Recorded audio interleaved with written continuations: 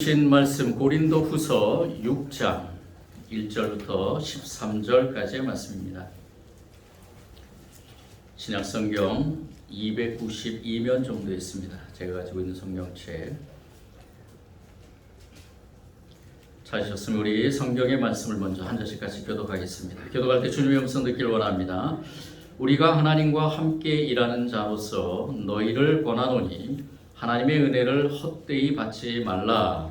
이르시되 내가 은혜를 베풀 때 너에게 듣고 곧 은혜 날에 너를 보았다 하셨으니 보라 지금은 은혜 받을 만한 때요 보라 지금은 구원의 날이로다. 우리가 이 직분이 비방을 받지 않게 하려고 무엇에든지 아무에게도 거리끼지 않게 하고 오직 모든 일에 하나님의 이름으로 자천하여 많이 견디는 것과 환난과 궁핍과 고난과 매맞음과 갇힘과 난동과 수고로움과 자지 못함과 먹지 못함 가운데에서도 깨끗함과 지식과 오래 참음과 자비함과 성령의 감화와 거짓이 없는 사랑과 진리의 말씀과 하나님의 능력으로 의의 무기를 좌우에 가지고 영광과 역됨으로 그러했으며 악한 이름과 아름다운 이름으로 그러했느니라. 우리는 속이는 자 같으나 참되고 무명한 자 같으나 유명한 자요 죽은 자 같으나 보라 우리가 살아있고 징계받는 자 같으나 죽임을 당하지 아니하고 근심하는 자 같으나 항상 기뻐하고 가난한 자 같으나 많은 사람을 미워하게 하고 아무것도 없는 자 같으나 모든 것을 가진 자로다. 고린도인들이여 너희를 향하여 우리의 입이 열리고 우리의 마음이 넓어졌으니 너희가 우리 안에서 좋아진 것이 아니라 오직 너희의 심정에서 좋아진 것이니라. 같이 읽겠습니다. 내가 자녀에게 말하듯 하노니 보답하는 것으로 너희도 마음을 넓히라. 아멘.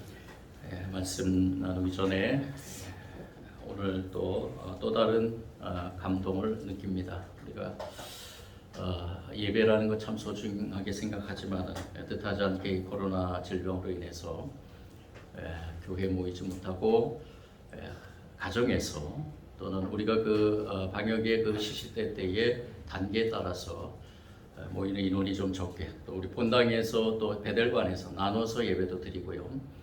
오지 못하시는 분들은 동영상으로 실시간 동영상으로 부족하지만 우리 교회가 이렇게 완전한 그 동영상 기구를 갖춰놓지 못하고 핸드폰 하나로 이렇게 가정에서 예배를 드렸지만 그래도 이제까지 그 시간마다 하나님께서 우리의 예배를 받은 줄 믿습니다.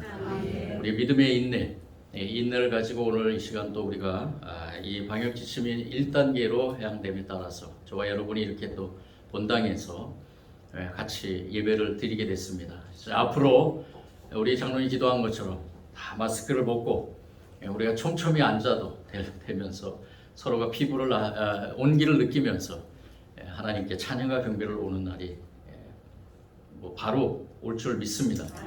우리 이렇게 지금 백신 접종 과정에도 있는데요. 우리 백신 지금 맞으신 우리 성도님들 잘 이겨내셨고 앞으로 남은 2차 백신에도 잘 맞으셔서 강건함으로 우리 같이 모여서 예배 드릴 때 하나님의 은혜의 충만함이 저와 여러분과 또 삶 속에 깊이 또 넓게 임할 줄 믿습니다. 우리가 오늘 이 믿음을 가지고 이렇게 모여서 또 같이 말씀을 나누게 됐는데요. 오늘 말씀에 좀 도움이 되기 위한 하나의 단어를 좀 제시하고 싶습니다. 그 단어가 바로 품격이라는 단어인데요. 품격이라는 것 우리가 어렴풋이는 알고 있습니다. 사전적인 용어는 사람의 바탕이 되거나 타고난 성품이라고 이렇게 나타나는데 이 품격이라는 것은 사물에서 느끼는 그 품위를 의미하기도 합니다. 고상하고 격이 높은 그러한 인상이죠. 이러한 품격, 이 품격이라는 단어가 다양한 직업이나 또는 직위 그리고 인간관계를 나타내는 그러한 단어들 이런 것과 접목해서 사용되는 경우가 많죠. 예를 들면은 교사의 품격, 리더의 품격, 인간의 품격, 그리고 대화의 품격, 그리고 말의 품격, 이렇게 품격이 그런 것들과 같이 합해져서 다양하게 사용되고 있다는 것을 볼 수 있습니다. 2017년이라고 기억이 되는데 2017년에 이기주라는 분이 말의 품격이라는 책을 냈습니다. 말의 품격이라는 것은 이 저자가 그 경청, 공감, 반응, 뒷말, 그리고 인향, 소음 등 이렇게 24개의 그러한 키워드를 가지고 말과 사람과 그 품격의 관계를 자신의 생각을 풀어서 했는데요. 이 저자는 이 말에는 마음을 담아낸다고 이렇게 얘기를 합니다. 말은 마음의 소리다라고 이렇게 얘기를 합니다. 그래서 무심코 던진 그 말 한마디의 말에서 사람의 품성이 품격이 나타난다는 거죠. 그래서 이 품이라는 이 단어, 한자의 품이라는 단어는 이구자 세 개가 모여서 이루어진 것입니다. 그래서 말이 쌓여서 하나의 사람의 품격이 나타낼 수 있다라는 것입니다. 말을 어떻게 하냐에 따라서 그 사람의 품격이 나타날 수 있다는 것이죠. 옳은 말 같습니다. 그래서 말을 할 때는 참 신중하게 말을 해야 되고요. 그리고 더 나아가서는 자기가 한 말에 대해서는 책임을 져야 되는 것. 이것이 어쩌면 우리에게 주어진 그런 삶의 모형이 아닌가라는 생각이 듭니다. 어쨌든 이 품격이라는 이 단어를 생각하면서 오늘 이 사도 바울이 보여준 정말로 이 사도 바울이 이 글을 쓰게 된 배경과 또 사도 바울을 통해서 이 글이 하나님의 말씀으로 선포되는 이 시간, 저와 여러분에게 선포되는 이 하나님의 음성으로 우리가 믿으면서 저와 여러분에게 주신 말씀으로 믿을 때 이 사도 바울과 같이 이러한 우리의 신앙의 품격이 있어야 되지 않을까라는 생각을 한번 해보게 됩니다.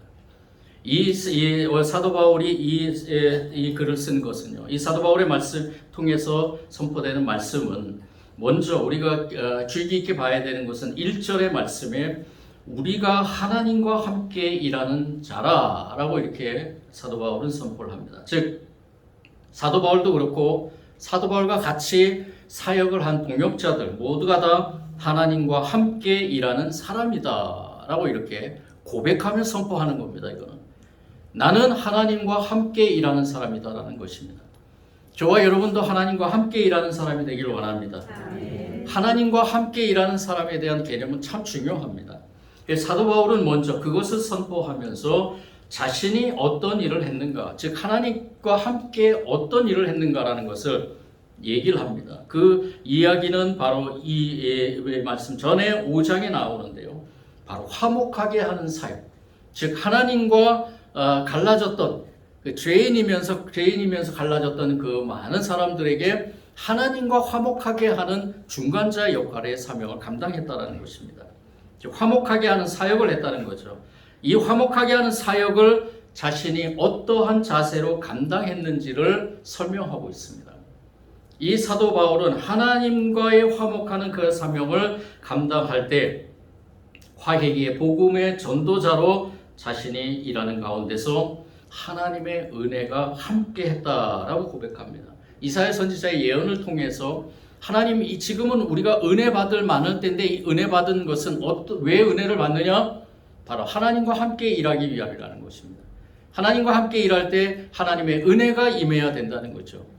내 힘으로는 할 수 없기 때문에 하나님의 은혜가 임하면서 하나님의 은혜로 그 일을 해나가는데 그 일의 중심점은 뭐냐? 화목하게 하는 사역이라는 겁니다. 하나님과 죽어가는 영혼들의 그 다 막혀진 그 답을 허물게 하는 그 사역을 이 사도 바울은 감당했다라는 것입니다. 그런데 그 사역을 감당하는 가운데서 너무나 많은 어려움들이 있었다는 거죠. 고난과 환란이 있었다는 것입니다. 그래서 4절 중반부터 10절까지 말씀 통해서 많이 견디는 것과 환란과 궁핍과 고난과 매맞음과 갇힘과 난동과 수고로움과 자지 못함과 먹지 못한 가운데서 사도 바울은 이러한 고난 가운데서도 하나님과 함께 일하는 자로서 자신은 이러한 하나님의 은혜를 누리면서 맛보면서 깨끗함과 지식과 오래 참음과 자비함과 성령의 감화와 거짓이 없는 사랑과 진리의 말씀과 하나님의 능력으로 의의 무기를 좌우에 가지고 영광과 욕됨으로 그랬으며 악한 이름과 아름다운 이름으로 그랬으며 우리는 속이는 자 같으나 참되고 무명한 자 같으나 유명한 자여 죽은 자 같으나 보라 우리가 살아있고 징계받는 자 같으나 죽임을 당하지 아니하고 근심하는 자 같으나 항상 기뻐하고 가난한 자 같으나 많은 사람을 부유하게 하고 아무것도 없는 자 같으나 모든 것을 가진 자다 라고 고백합니다. 너무 부럽습니다. 사도 바울의 이 고백이 저의 고백이 되길 원하면서 오늘 이 말씀을 저와 여러분과 같이 나눌 때 여러분들도 이렇게 고백하길 원합니다. 우리가 하나님과 함께 일하는 자들로서 하나님이 우리를 하나님의 백성으로 삼으시고 하나님 나라의 백성으로 삼으시고 하나님의 일을 해나가는 가운데서 이러이러한 고난이 닥쳐올지라도 여기에 없는 나만 겪는 고난이 있을지라도 나는 그 고난 가운데서 하나님이 주시는 그 은혜로 기뻐하고 그리고 부유하고 그리고 아무것도 없는 것 같지만 다른 사람이 알아주지 않는 것 같지만 나는 모든 것을 가진 자로서 행복한 자다. 이렇게 고백하면은 저와 여러분의 삶은 정말로 풍요로운 삶이 될 줄 믿습니다. 행복한 삶이 될 줄 믿습니다. 정말 부족하고 어렵고 힘든 가운데서도 이러한 말씀으로 우리가 새 힘을 얻기에 우리가 세상에 나아가서 그 힘을 가지고 살아갈 수 있는 것이죠.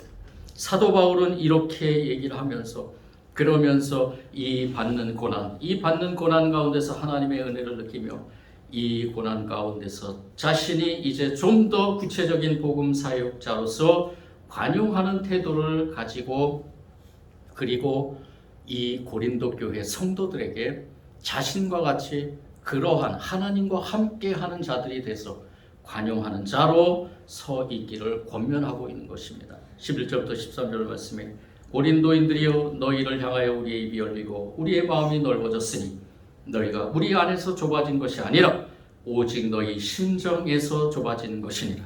내가 자녀에게 말하듯 하노니 보답하는 것으로 너희도 마음을 넓히라. 마음을 좁히지 말고 마음을 넓히라. 관용하라.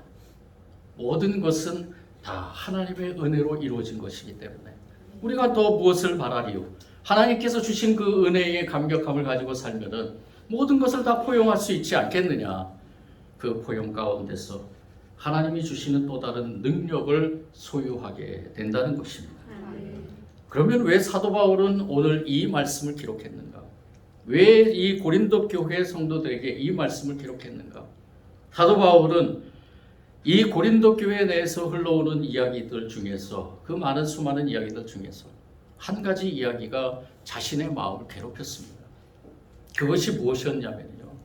이 사도 바울은 사도가 아니라는 것입니다. 즉 예수님의 제자가 아니라는 것이죠. 이전에 이 사도 바울은 예수님을 믿는 사람들을 죽인 사람이었기 때문에 그 죽이는 가운데서 많은 계획들을 세우고 그리고 그 계획하는 가운데서 자신이 직접 뛰어들면서 이 예수님을 믿는 사람들, 특히 예수님의 제자들을 사도들을 찾아다니면서 죽이려 했던 그러한 사도 바울, 그때는 사울이라는 이름이었죠. 그 사도 바울이었기 때문에 이 고린도 교회 안에서 이 사도 바울을 향해서 이렇듯 이 사도 바울은 사도가 아니다라는 말을 하면서 여러분들 중에서 만약에 제가 목사가 아니다, 저보고 목사가 아니다 라고 이야기하는 사람이 있으면 저도 마찬가지일 겁니다. 이 사도 바울은 자신이 예수님을 만남으로 인해서 다마스크에서 예수님을 만남으로 인해서 그리고 그 예수님을 만나는 것은 끝난 것이 아니라 아나니아라는 그 선지자를 통해서 구약에 이제까지 자기가 배웠던 모든 것들에 대해서 다시 한번 새롭게 깨달으며 그리고 왜 이 구약 성경이 존재하고 그리고 구약을 통해서 예수님께서 이 땅에 오셔서 이 구약의 완성으로서 말씀의 존재로서 예수님께서 이 땅에 왜 오셨는지를 그 아나니아를 통해서 교육을 받게 됩니다.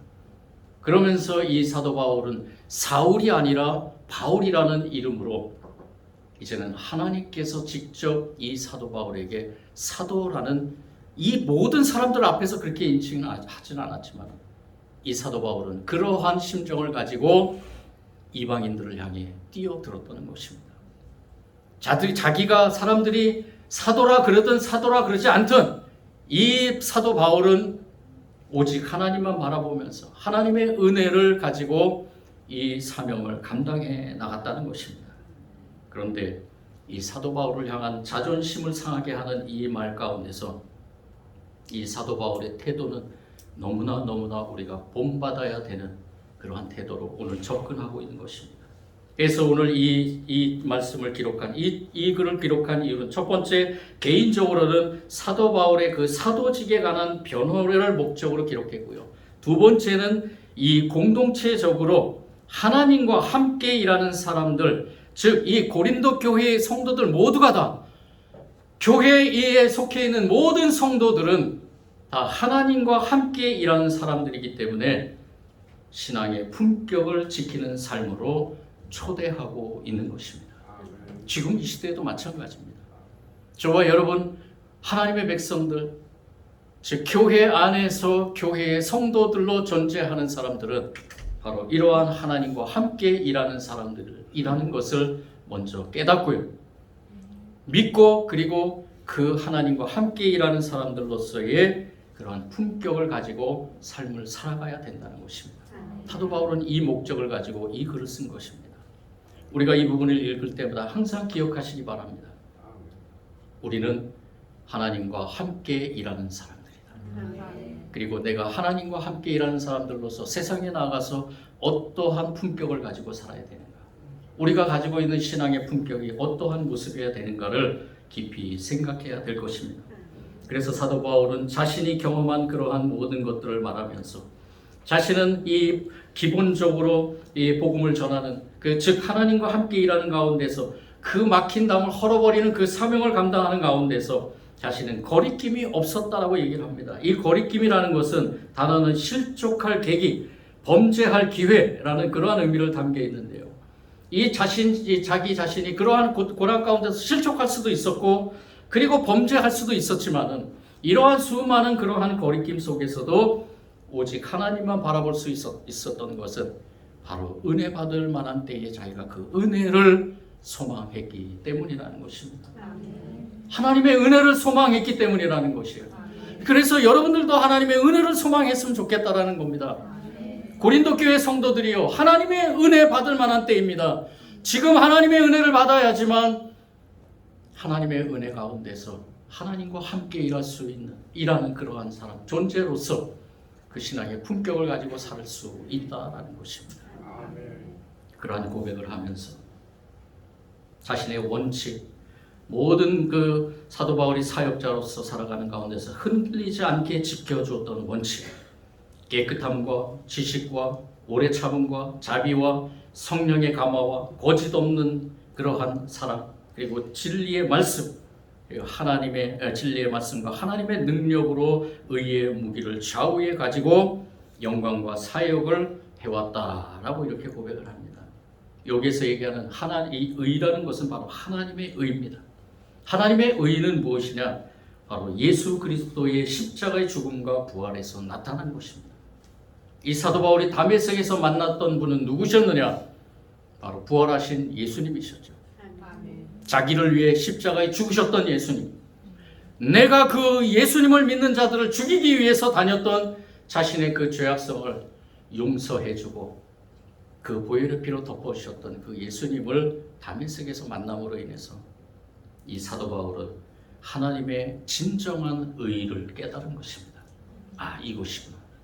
이것이 바로 이 세상에 존재해야 될, 이 세상에 가득해야 될 의구나 라고 깨닫고 오직 그것만을 향해 다름질 쳤던 것입니다.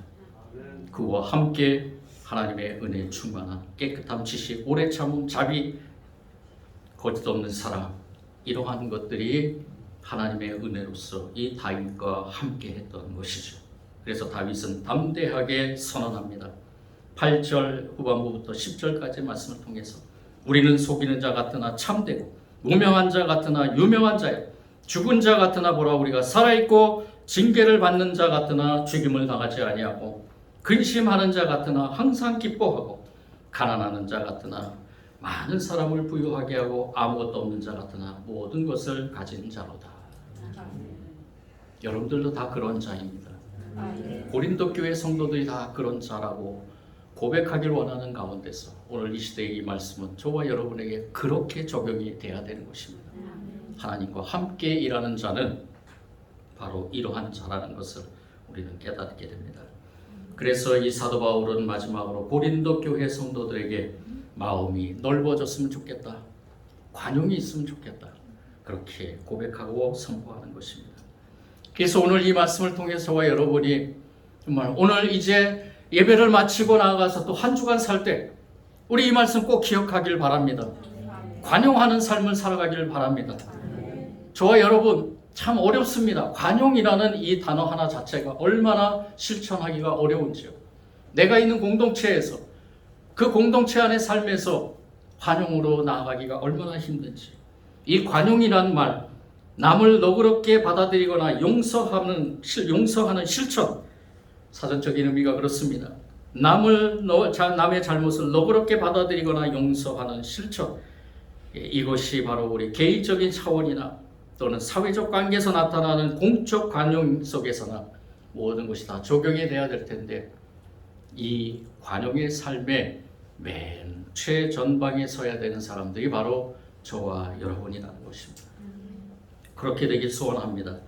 이 시간에 저는 이 말씀을 준비하면서 나 자신부터 먼저 관용의 그러한 목사가 되길 원합니다. 기도하면서 우리 모든 성도들, 우리 교회 안에서나 교회 밖에서나 우리가 살아가는 이 삶에서 하나님과 함께 일하는 사람들은 제일 중요한 그 하나님의 사랑, 십자가의 사랑, 하나님께서 저와 여러분을 통해서 주셨던 그 십자가의 사랑을 품고 우리가 그 관용의 삶을 살아가야 되는 것이 마땅하지 않는가, 그렇게 기도하며 소원했습니다. 오늘 이 시간에 저와 여러분 그렇게 되길 원합니다. 그런데 문제는 어느 정도까지 관용을 베풀어야 하는가라는 문제가 있습니다. 사도 바울도 아마 이것에 대해서 고민을 많이 했습니다. 과연 어느 정도까지 관용을 베풀어야 하는가. 하나님께서는 우리에게 하나님 사랑, 이웃 사랑을 말씀하시면서 그 말씀을 통해서 우리가 가지고 가야 할 그 사랑의 그 품격, 이 관용을 어떻게 베풀어야 되는가를 계속해서 말씀해 주셨지만은 우리가 과연 이 관용을 어느 정도까지 베풀어야 되는가. 예수님께서도 말씀하셨습니다. 70번씩 7번이라도 용서해라. 이것은 끝이 없다는 것이죠. 우리의 관용은 끝이 없어야 됩니다. 주님께서 저와 여러분을 위해 십자가의 죽으심이라는 것은 끝이 없다는 것입니다. 죽으심이라는 것은, 예수님의 죽으심이라는 것은 부활을 의미하는 것이죠. 예수님의 죽음은 멸망을 의미하는 게 아닙니다. 예수님의 죽음은 부활을 의미하는 겁니다. 그 부활의 의미는 영원한 것이죠. 예수님께서 십자가에 보여주셨던 저와 여러분을 위해서, 저와 여러분의 죄를 위해서, 용서받을 수 없는, 관용받을 수 없는 저와 여러분을 위해서 주님께서 십자가에 죽으신 그 죽으심에 대한 해답을 저와 여러분에게 계속해서 원하고 있는 것입니다. 너도 과연 그렇게 할 수 있겠느냐? 너도 과연 이러한 용서, 이 사랑을 할 수 있겠느냐? 끊임없이 저와 여러분에게 묻습니다. 특히 저에게 묻습니다. 네가 과연 그렇게 할 수 있느냐? 네가 과연 목사로, 사도 바울은 그 사도권에 대한 것에 대한 갈등을 가지면서도 끊임없이 주님과 함께 동행하며 주님이 주신 그 물음에 대해서 해답을 가지려고 몸부림쳤던 것 같아요. 네가 목사인데, 목사인 네가 과연 관용을 가지고, 용서를 가지고 그렇게 할 수 있겠느냐? 네가 끝까지 그렇게 사랑해, 용서를 할 수 있겠느냐? 주님 솔직히 자신 없습니다. 성령님께서 함께 하셔야 됩니다. 주님이 주시는 그 은혜의 삶에서 우리가 관용을 베풀어 간다는 것은 참으로 쉽지 않지만 하나님의 백성들로서 그 사명을 감당하는 것이 저와 여러분에게 또 다른 의무라고 생각이 듭니다. 빌레몬이라는 사람이 있었죠. 빌레몬은 사랑받는 자라는 이름의 뜻을 가진 사람입니다. 많은 사랑을 받았습니다. 하나님한테도 사랑을 받고요. 이 빌레몬이 사도 바울을 만나면서 하나님의 그 은혜 사랑을 더 풍성하게 받았습니다. 빌레몬서를 읽으면 읽을수록 참 이 빌레몬이라는 사람이 그 시대에 특히 로마의 압제 시대고 그리고 로마의 그 법으로서 살아가는 그 시대입니다. 근데 이 빌레몬은 그 세상의 법, 로마의 법, 또 로마의 환경, 로마의 제도에 의지하지 않고 자기가 하나님의 사람이고 또 사도 바울을 돕는 동역자로서 하나님의 일을 하는 사람으로 깨닫고 난 뒤부터는 오직 하나님의 법으로 살아갔습니다. 하나님의 법으로 살아간 빌레몬입니다. 빌레몬서를 깊이 천천히 한번 묵상해 보시면요, 빌레몬의 마음이 아주 많이 담겨 있어요. 그렇게 살려고 몸부림치는 그 빌레몬의 마음이 담겨 있습니다. 물론 사도 바울도 빌레몬을 향한 권면이 있었겠지만 이 빌레몬은 그 자신의 종인 오네시모를 용서하면서 그 용서의 단계도요, 그냥 보통의 용서가 아닙니다. 이 오네시모는 정말로 하나님이 주신 그 관용, 그 용서의 사랑을 이 빌레몬은 이 오네시모에게 베풀려고 노력했고, 그리고 부족하지만 이 사도로서의 그 사도 바울의 그러한 권면을 받아들이면서 순종하면서 이 빌레몬은 오네시모, 자기를 배반하고 자기 집에 돈을 가지고 훔쳐서 도망간 이 오네시모를 용서로 관용으로 베풀어 주는 것을 보게 됩니다. 빌레몬서 20장 21절 말씀에 오 형제요, 나로 주 안에서 너로 말미암아 기쁨을 얻게 하고 내 마음이 그리스도 안에서 평안하게 하라. 나는 내게 순종할 것을 확신함으로 내게 썼노니 내가 말하는 것보다 더 행할 줄을 아노라. 사도 바울이 빌레몬을 향해서 쓴 이 글에서 이 빌레몬은 그 신앙의 품격, 관용의 품격을 가지고 이 오네시모를 용서했던 것입니다. 우리의 삶 안에서도 이러한 일들이 일어나길 원합니다.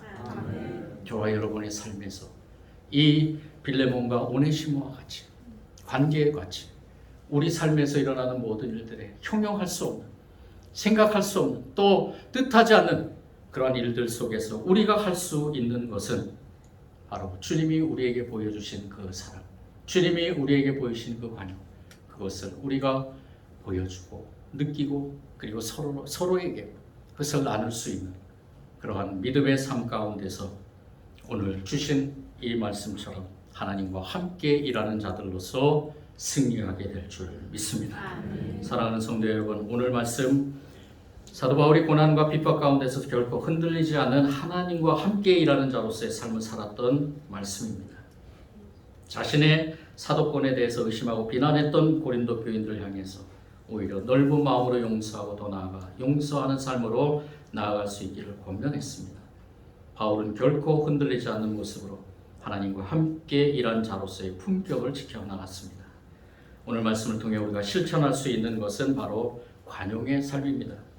관용의 삶을 실천하는 그 힘의 원동력은 어디에 있느냐? 바로 십자가의 사랑입니다. 그 십자가의 사랑이 죄를 짓고 도망간 종을 용서하고 용납하는 관용을 실천하는 힘으로 작용한 것입니다. 오늘 이 시대에도 저와 여러분에게 그러한 십자가의 사랑의 능력이 임하게 될 줄 믿습니다.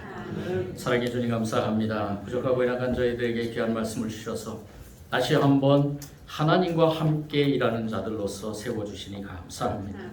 사도 바울과 같이 또 사도 바울과 같은 동역자들과 같이 빌레몬과 같이 주님과 함께 동행하면서 주님의 뜻을 이뤄가는 가운데 이 관용이라는 신앙의 품격을 우리가 베풀게 하여 주시고 성령님 우리에게 능력을 더하여 주시고 진리의 말씀으로 무장시켜 주셔서 이 신앙의 품격을 이어나감으로 우리가 살아계신 주님, 또 우리를 위해 십자가에서 죽으신 주님 그 사랑을 모든 사람들에게 나눌 수 있는 귀한 우리의 사명자들이 다 되게 하여 주옵소서. 예수님 이름으로 기도드립니다.